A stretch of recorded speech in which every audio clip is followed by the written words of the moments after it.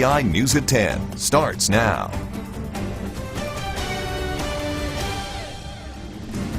Thanks for joining us at 10. What will the future hold for the Pecan Acres subdivision? It's a question many residents are still wanting to know. It was nearly a year ago when we first told you the Starkville Housing Authority is looking to move tenants to a new location. Our Quentin Smith speaks with the Housing Authority. So Quentin, where do things currently stand? Well, Scott, a contract to move forward with the plan has been signed and a proposed site has been agreed upon. At this time, they're mapping out the exact details on how the units will look and how the property will be utilized. Once that gets approved, then construction will begin. A proposed land swap could soon take residents in Pecan Acres from living here to here. The Starkville Housing Authority is looking to move residents from their current location along Highway 12 to a new site just off of Highway 82 near Tally Ho Road. The housing has been given the initial approval from Fair Housing and HUD, and so as the seller and purchaser are looking at their contract, making sure they got everything taken care of their end, then they will provide that to architects and engineers. They'll put together a plan, they'll present that back to us, and then we will either approve or adjust those houses or drawings or the layout. Residents in the subdivision will receive an upgrade.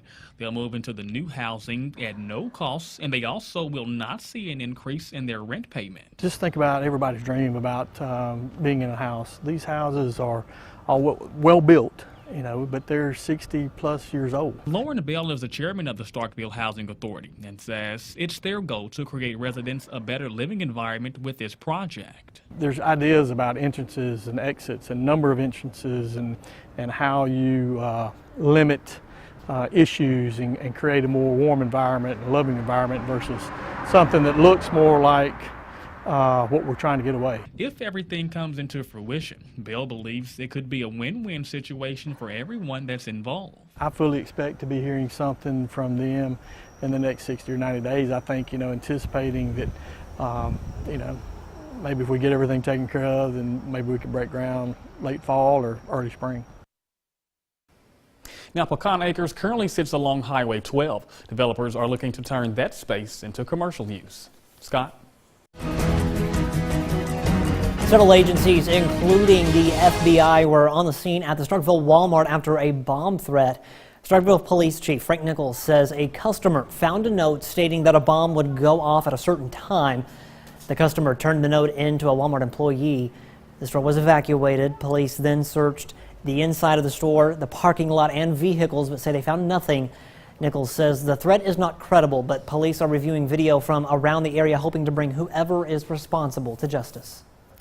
We do take this very serious, and we hope to bring somebody to justice. When you're playing with somebody's safety like this, it's no laughing matter, so we take this very serious. MSU police and the Columbus Air Force Base brought in their bomb-sniffing dogs to help out. The store was closed for about 3.5 hours during the investigation and has since reopened. Time now to toss things over to Chief Meteorologist Keith Gibson to get a first look at our forecast. Hey there, Keith. Scott, right now in Tupelo, we are clear, we are calm. The temperature is 66 degrees. The dew point's in the mid-50s. That's an indication of where we may bottom out later on tonight. Low 60s, the mid-60s in many spots across our region. Skies are clear. Down into the mid-50s in the Columbus area. That's a pretty good estimate for where most spots will be. Low to mid-80s tomorrow afternoon. Lots of sunshine around here. Almost like an early summer-like day around here. However, things will be changing. We have a few more fronts coming our way and a big system for the weekend. More on that in just a few minutes. Well, the heavy rain over the last few days leaves flooding problems throughout parts of the Golden Triangle area. Our Cash Matlock speaks with one resident in Oktibbeha County who knows firsthand about the damage water can do. He joins us live in the studio with more on the story. Hey, Cash. That's right, Scott. Well, Patrick Francis has spent the last 12 hours trying to get flood water out of his house, and he says that there was so much water that he actually had to call his insurance company. When Patrick Francis went to bed Monday night, he had no idea what he'd wake up to the next morning. I woke up, walked out of the room, noticed a little bit of water on the floor. I was like, that's weird. Walked out, noticed more water on the floor, and knew that there was something, not right. Patrick has spent the better part of Tuesday trying to get the water out. Went this morning and went and bought the shop vac, and so far I've emptied about 14, 15 gallons of water.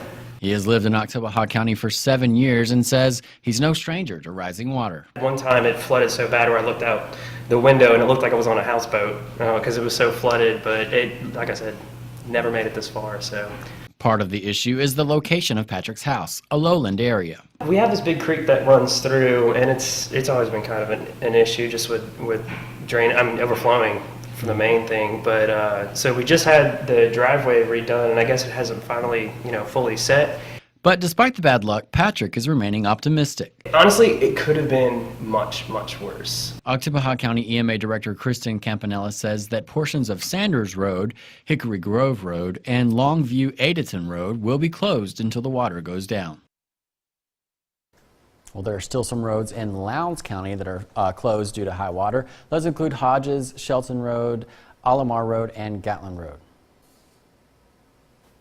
The process to clear piles of debris left from the February tornado in Columbus is set to begin. City officials voted during a special meeting today to allow a contractor to proceed to start removing trees, furniture, and trash lining the roads. The city has been waiting for a federal declaration before starting the cleanup process, but now with the heaps becoming a health and safety hazard, action has to happen. Councilman Stephen Jones says it's time to help. And it's depressing for me when I ride through there, so I can imagine how depressing for them when they have to come home to this every day. You got to watch your kids, they can't get out and play, so we have to do something. It's incumbent upon us to do something. The city tells us crews will make 3 trips to pick up the piles. They're encouraging residents to get their debris out to the road as quickly as possible.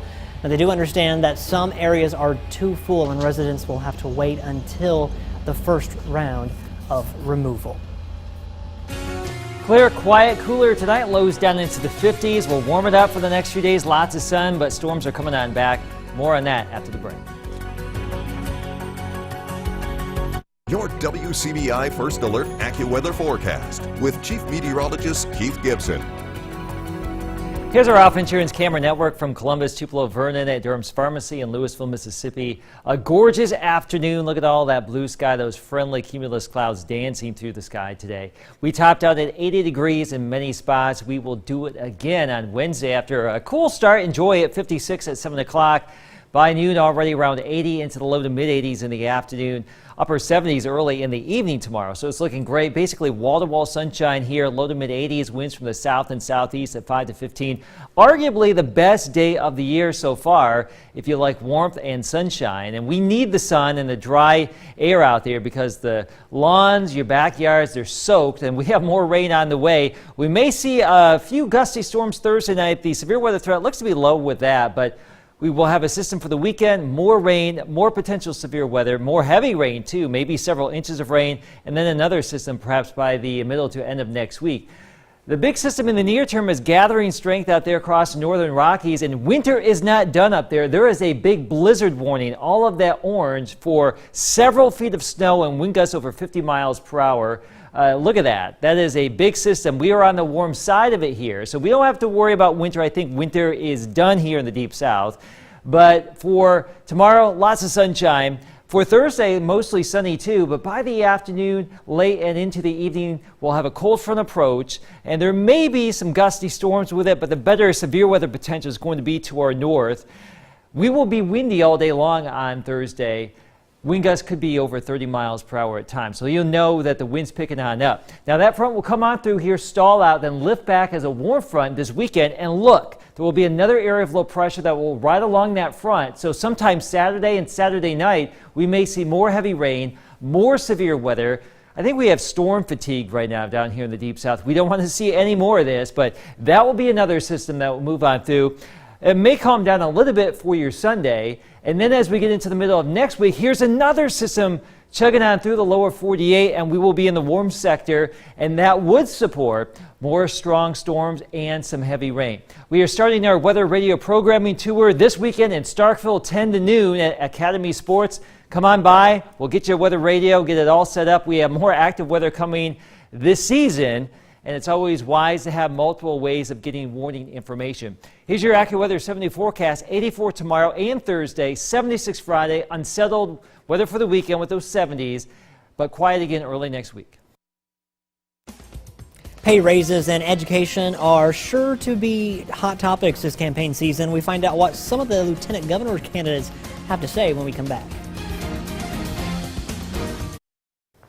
Welcome back, everyone. As we get closer to Decision 2019, teacher pay is a big issue. Teachers pushed to get a higher raise during the most recent legislative session. The final amount was $1,500.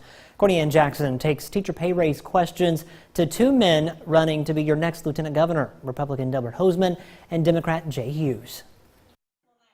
Teacher pay is more than just campaign talking points for Mississippi teachers weighing options of a strike or walkout. So what do the lieutenant governor candidates think of that latest development? They have finally awakened to see who their abuser is, and that's what it is.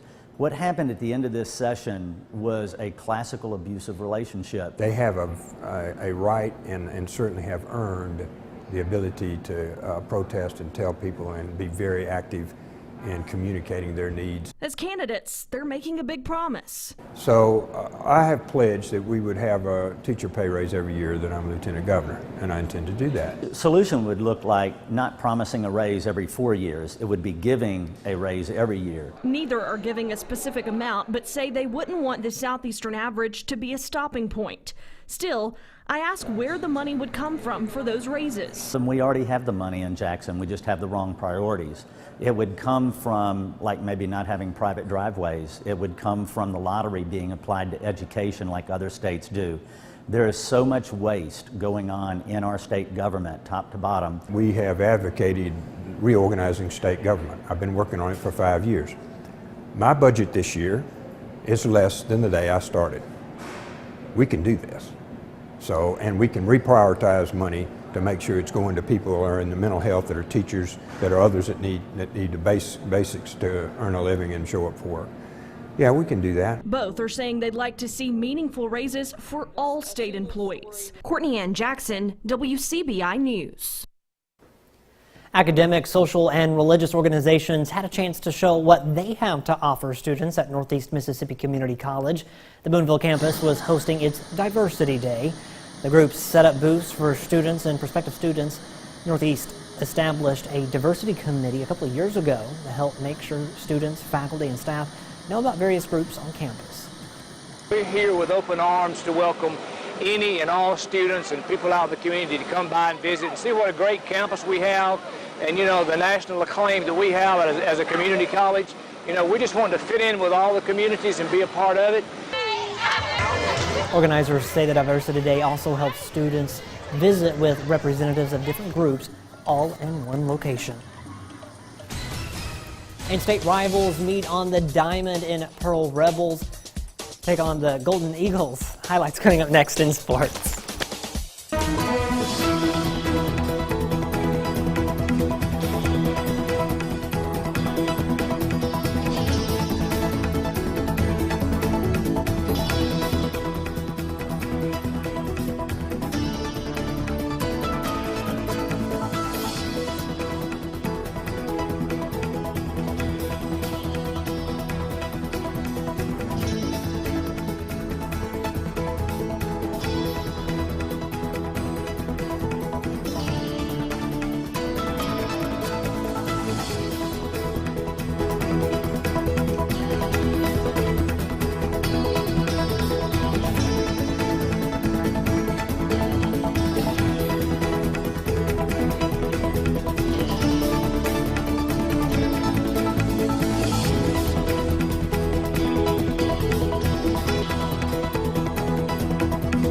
Here's WCBI Sports with Tom Ebel. The rivalry between Ole Miss and Southern Miss baseball has been all Rebels all the time of late. Ole Miss winning the past 4 meetings, hoping to stay red hot through the midweek. To Trustmark Park, Southern Miss taking on the Rebels. Golden Eagles up 2-1 at this point. Then the offense slowed down. Jared Wright gets Tyler Keenan looking in the bottom of the third, one of his 2 on the night. Then Brian Bowen hits a one deep to center. Anthony Servideo can't make the catch. That'd be a double for Bowen.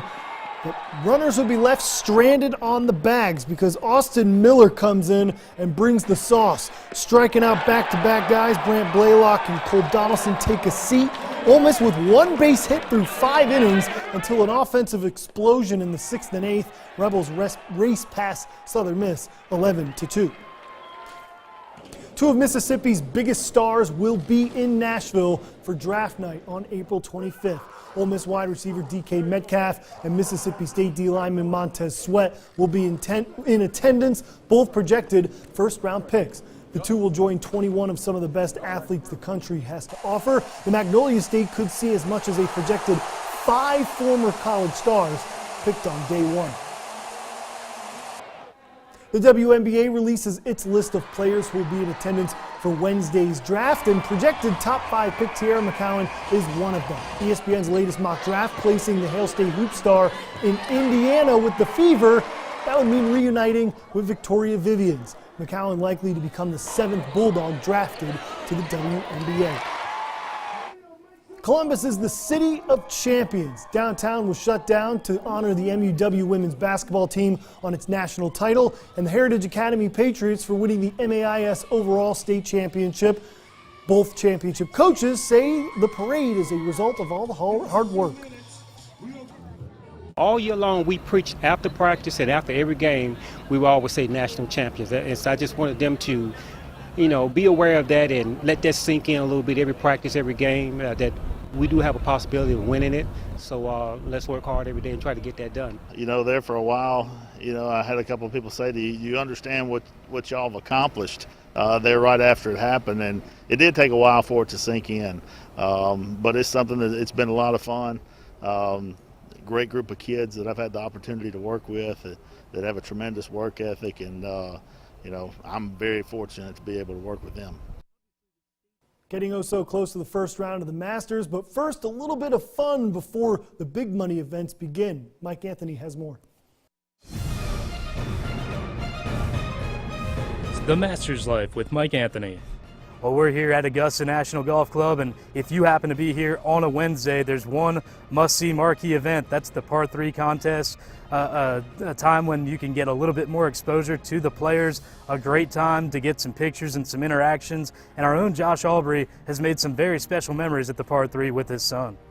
Thanks, Mike. My son Kyler and me got our first chance at going to the Masters when he was about 12 years old.